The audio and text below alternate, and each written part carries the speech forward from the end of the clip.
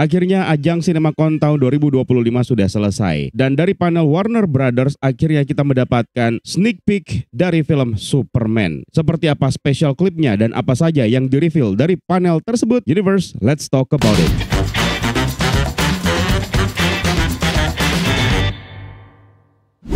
Jadi ada beberapa hal yang diungkap melalui panel Warner Brothers di CinemaCon, terutama sebuah cuplikan eksklusif yang diperlihatkan kepada semua yang hadir di sana, di mana cuplikan ini memperluas adegan yang sebelumnya muncul di trailer pertama, yang menampilkan Superman yang diperankan oleh David Corenswet yang sedang terluka dan mendarat di wilayah Arktik dekat Fortress of Solitude. Dia bersiul memanggil Krypto, anjing supernya yang muncul dengan penuh semangat dan ingin bermain dengan Superman yang sedang sekarat. Dia kemudian menyeret Superman melintasi tundra bersalju, kemudian struktur kristal Fortress of Solitude muncul dari permukaan dengan pintu berlogo S yang bersinar, dan di dalam benteng tersebut robot-robot datang membantu untuk menyembuhkan Superman dengan memanfaatkan energi matahari. Sementara itu James Gunn dan Peter Safran serta pemeran Superman seperti David Corenswet, Russell Brosnahan, dan Nicholas Hoult tampil di panggung untuk mempromosikan film ini, di mana mereka menegaskan pentingnya Superman sebagai proyek pembuka DC Universe yang kini berada di bawah kepemimpinan James Gunn dan Peter Safran. Di sini juga James Gunn menceritakan tentang perjalanan kreatifnya dengan proyek Superman, di mana dia mengungkap bahwa pertama kali dia ditawari proyek Superman pada tahun 2018. Namun pada saat itu dia memilih untuk mengerjakan The Suicide Squad karena merasa lebih mudah.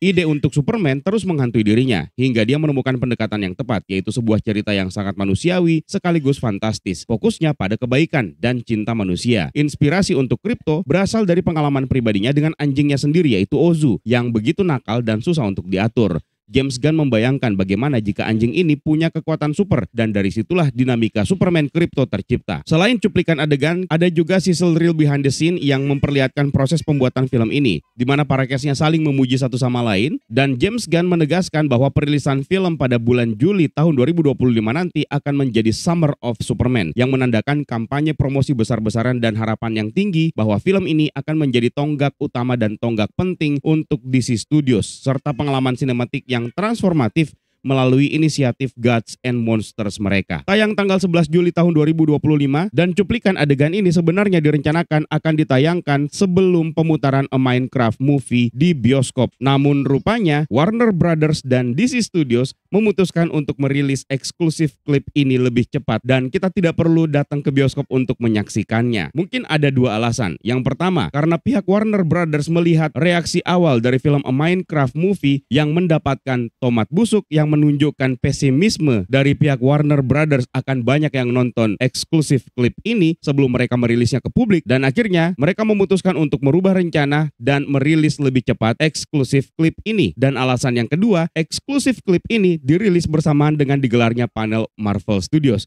yang menandakan kemungkinan ini adalah tentang persaingan. Tapi itu hanya sekedar asumsi saja, belum tentu benar. Meskipun plot lengkapnya belum diungkap, film ini diketahui terinspirasi dari komik All Star Superman karya Grant Morrison dan Frank Quitely, serta mengangkat tema Superman yang berusaha menyeimbangkan warisan kripto dan kehidupan manusianya di Kansas. Di sini juga kita bakal mendapatkan karakter pendukung seperti Nathan Fillion yang akan berperan sebagai Guy Gardner alias Green Lantern, Isabella Merced sebagai Hawkgirl, Eddie Gattegi sebagai Mr. Terrific, dan Anthony Carrigan sebagai Metamorpho, yang memperkuat kesan bahwa film ini akan memperkenalkan dunia DCU yang jauh lebih luas. Adegan pertama dari cuplikan ini memperlihatkan dua struktur kristal yang muncul di permukaan, yang mana ini adalah Fortress of Solitude, yang kemudian muncul di pertengahan adegan dengan sinar matahari di bagian latarnya, yang bakal menjadi elemen penting untuk menyembuhkan Superman. Ini merupakan perpanjangan adegan yang diperlihatkan dalam trailer sebelumnya, di mana Superman akhirnya mendarat di wilayah ini dalam keadaan sekarat. Kemudian Superman disorot dalam keadaan terkapar yang mirip seperti Yamcha dari franchise Dragon Ball. Juga terdengar suara nafasnya yang tersengal-sengal dan kemudian bersiul untuk memanggil Krypto. Sebelumnya kita mendapatkan gambaran Superman dengan kostumnya yang cukup ketat. Krypto pun akhirnya datang dengan menggunakan kecepatan supernya untuk menyambut majikannya. Awalnya dia ingin mengajak Superman untuk bermain saking kangennya dia. Namun Superman memang sedang tidak berdaya, dan Superman pun meminta Krypto untuk membawanya ke Fortress of Solitude. Crypto the Superdog adalah anjing super dari semesta DC yang menjadi sahabat setianya Superman. Pertama kali muncul dalam komik Adventures Comic issue nomor 210 pada tahun 1955 yang diciptakan oleh Otto Binder dan Kurt Swan. Dia merupakan anjing putih dari planet Krypton yang awalnya merupakan hewan peliharaan keluarga El. Khususnya, dia milik Jor-El, ayahnya Superman. Nah, sejumlah rumor mengatakan bahwa karakter Jor-El dalam film Superman nanti akan diperankan oleh Bradley Cooper yang kemudian dikonfirmasi oleh My Time to Shine Hello. Namun ini bukan konfirmasi resmi ya. Kita tunggu saja konfirmasi resmi dari pihak studio apakah benar diperankan oleh Bradley Cooper. Karena biasanya James Gunn langsung menanggapi rumor seperti ini. Dalam komik, ketika Krypton menghadapi kehancuran, Jor-El menguji roket prototipe untuk menyelamatkan putranya yaitu Kal-El alias Superman. Dan Krypto secara tidak sengaja ikut dalam salah satu uji coba tersebut. Namun roket Krypto tersesat di luar angkasa dan baru mendarat di bumi bertahun-tahun kemudian. Di bumi, Krypto juga mendapatkan kekuatan super yang mirip seperti Superman karena paparan sinar matahari yang membuatnya bisa memiliki kekuatan fisik yang luar biasa serta memiliki kemampuan terbang, penglihatan sinar X dan panas serta pendengaran super dan ketahanan super. Krypto sering dijadikan sebagai simbol kesetiaan dan kepolosan dalam cerita Superman. Fortress of Solitude sendiri adalah salah satu elemen ikonik dalam mitologi Superman yang berfungsi sebagai tempat perlindungan pribadi, basis operasi dan bahkan dianggap sebagai rumah oleh Superman. Pertama kali diperkenalkan dalam komik Superman issue nomor 58 yang dirilis pada bulan Mei tahun 1949 yang diciptakan oleh Jerry Siegel dan Boring Wayne. Awalnya digambarkan sebagai Secret Citadel di pegunungan dekat Metropolis. Konsepnya berkembang di era Silver Age di sekitar tahun 1950-an menjadi benteng megah di wilayah Arktik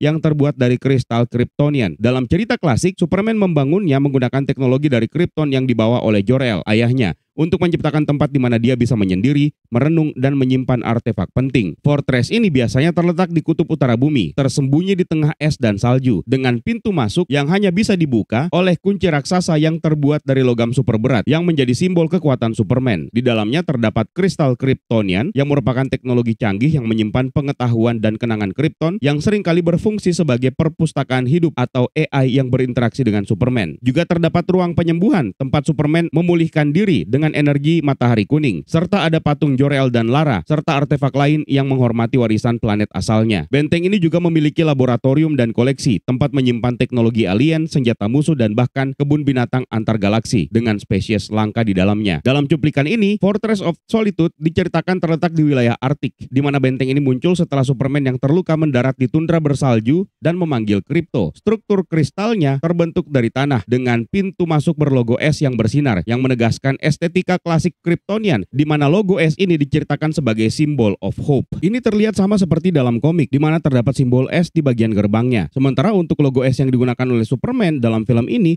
merupakan penggabungan dari dua iterasi, yaitu untuk bentuknya sesuai dengan logo Superman Kingdom Come. Sementara untuk pola warnanya mengikuti pola warna Superman klasik. Di dalam Fortress terdapat robot-robot Kryptonian yang membantu untuk menyembuhkan Superman dengan memanfaatkan energi matahari yang berwarna kuning tersebut, yang menunjukkan bahwa tempat ini bukan hanya sekedar tempat berlindung, tapi juga memang memiliki fasilitas pemulihan. Dan ini sejalan dengan fungsinya di komik sebagai ruang regenerasi. Dalam film Superman karya Richard Donner yang dibintangi oleh Christopher Reeves pada tahun 1978, Fortress pertama kali divisualisasikan sebagai struktur kristal raksasa oleh Marlon Brando sebagai Jor-El, yang kemudian menetapkan estetika yang bertahan sampai dengan sekarang ini. Sementara dalam seri Smallville digambarkan sebagai gua kristal di bawah es yang diaktifkan oleh artefak Kryptonian. Sementara dalam versi DC Extended Universe atau versi Zack Snyder, dalam film Man of Steel pada tahun 2013, Fortress digantikan oleh kapal pengintai Kryptonian yang menjadi basis sementara, meskipun elemen kristalnya masih tetap ada. Dan di film James Gunn, Fortress ini dikembalikan ke akar klasiknya dengan menggunakan kristal dan teknologi canggih, namun dengan sentuhan modern yang lebih personal dan lebih relatable. Di dalamnya terdapat beberapa robot Kryptonian yang sebenarnya punya akar panjang dalam mitologi Superman, terutama di era Silver Age. Salah satu robot Kryptonian yang paling terkenal adalah Kelex, yang pertama kali muncul dalam komik The Man of Steel issue nomor 1 yang dirilis pada tahun 1986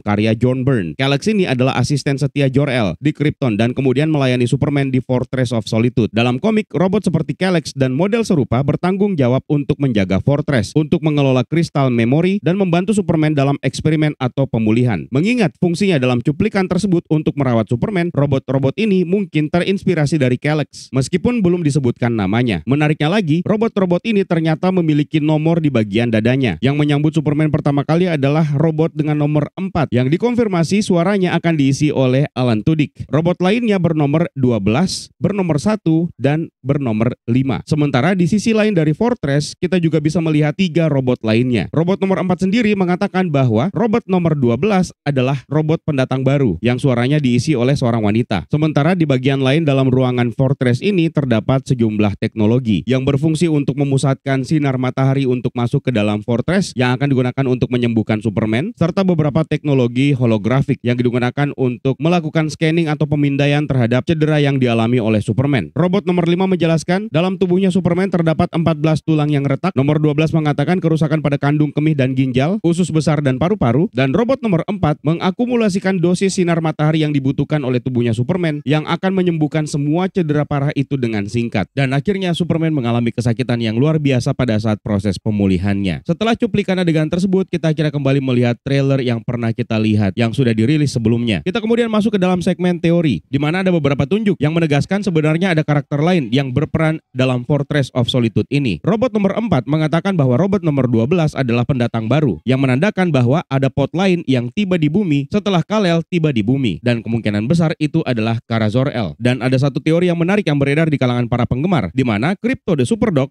sebenarnya adalah anjing yang diasuh oleh Supergirl sebelum akhirnya menjadi pendamping Superman. Teori ini muncul dari kombinasi petunjuk dalam cuplikan trailer, sejarah komik, dan rencana masa depan DCU. Teori ini berawal dari fakta bahwa Krypto memiliki peran penting dalam komik Supergirl Woman of Tomorrow, karya Tom King, yang menjadi inspirasi untuk film Supergirl yang akan datang. Dalam komik tersebut, Krypto digambarkan sebagai sahabat setia Kara Zor-El, bahkan sebelum dia terlalu sering muncul bersama dengan Clark Kent. Dalam cerita ini, Krypto terluka parah oleh panah beracun yang ditembakkan oleh antagonis yang bernama Krem, dan Kara memulai perjalanan epik bersama seorang gadis alien bernama Ruthie untuk mencari obat yang bisa menyelamatkan nyawa Krypto. Hubungan erat antara Krypto dan Kara Zor-El dalam komik ini menjadi dasar spekulasi bahwa Krypto DCU mungkin memiliki sejarah yang serupa. Dalam cuplikan yang baru saja kita bahas, Krypto muncul sebagai anjing yang setia untuk membantu Superman. Namun tidak ada penjelasan eksplisit tentang asal-usul Krypto dalam cuplikan tersebut. Hal ini membuka ruang untuk spekulasi bahwa Krypto sudah ada di bumi sebelum peristiwa film Superman. Dan teori ini mengusulkan bahwa dia awalnya tiba bersama dengan Kara Zor-El. Film Supergirl Woman of Tomorrow yang akan dirilis pada tahun 2026, tepat setahun setelah film Superman, akan dibintangi oleh Millie Alcock yang akan berperan sebagai Kara Zor-El. James Gunn telah mengindikasikan bahwa film ini akan mengeksplorasi sisi yang lebih gelap dari perjalanan Kara Zor-El, termasuk trauma menyaksikan kehancuran Krypton dan perjuangan yang menemukan tempat di bumi. Dalam komik yang menjadi inspirasi film ini, Krypto adalah bagian integralnya. Teori ini mengusulkan bahwa Krypto awalnya adalah anjingnya Kara yang selamat bersamanya ketika Krypton hancur. Dalam DCU, Kara mungkin terdampar di luar angkasa lebih lama, seperti dalam beberapa versi komik di mana potnya tertunda sampai ke bumi dan Krypto tiba di bumi bersama dirinya. Namun karena Kara Zor-El belum siap untuk beradaptasi dengan kehidupan di bumi atau mungkin sedang menjalani misi lain, maka dia menitipkan Krypto kepada Clark Kent untuk sementara waktu. Ini menjelaskan kenapa Krypto sudah begitu dekat dengan Clark Kent dalam film Superman, yang sudah dilatih dan memiliki ikatan dengan keluarga El. Dalam cuplikan sebelumnya, Krypto kelihatan sangat nyaman di Fortress of Solitude, yang bisa diartikan bahwa dia sudah lama berada di bumi dan terbiasa dengan lingkungan Kryptonian. Beberapa spekulasi yang beredar mengatakan bahwa di ending film Superman, Clark Kent mungkin akan mengembalikan Krypto kepada Kara, yang kemudian menyiapkan panggung untuk Supergirl Woman of Tomorrow dan akan menghubungkan kedua film ini. Kalau teori ini benar, maka hubungan Krypto dengan Kara Zor-El bisa menambah lapisan emosional yang mendalam untuk cerita DCU, di mana Kara yang kehilangan segalanya di Krypton mungkin melihat Krypto sebagai satu-satunya pengingat akan rumahnya. Meskipun teori ini menarik, tapi ada beberapa tentangan. Pertama, belum ada konfirmasi resmi apakah Kara Zor-El yang akan diperankan oleh Millie Alcock akan muncul di film Superman. Meskipun ada rumor yang mengatakan bahwa mungkin dia bakal muncul dalam kapasitas peran cameo. Kalaupun tidak muncul, maka teori ini bisa menjadi lebih sulit untuk dibuktikan. Yang kedua, James Gunn sepertinya berfokus kepada hubungan Krypto dengan Clark Kent dalam promosi Superman, yang mungkin menunjukkan bahwa Krypto memang dimaksudkan sebagai anjingnya Clark Kent sejak awal. Tapi sekali lagi, ini hanya sekedar teori saja. Silahkan bersenang-senang dengan teori itu tanpa menimbulkan ekspektasi yang macam-macam terhadap filmnya nanti. So, itu dia pembahasan kita tentang cuplikan terbaru dari Superman yang akan segera dirilis pada bulan Juli tahun 2025 nanti. Kalau ada detail lain yang tidak kita bahas di video kali ini, jangan sungkan tambahkan di kolom komentar di bawah ya Universe. It's time for me to sign out. My name is Eka. Stay safe and until next time.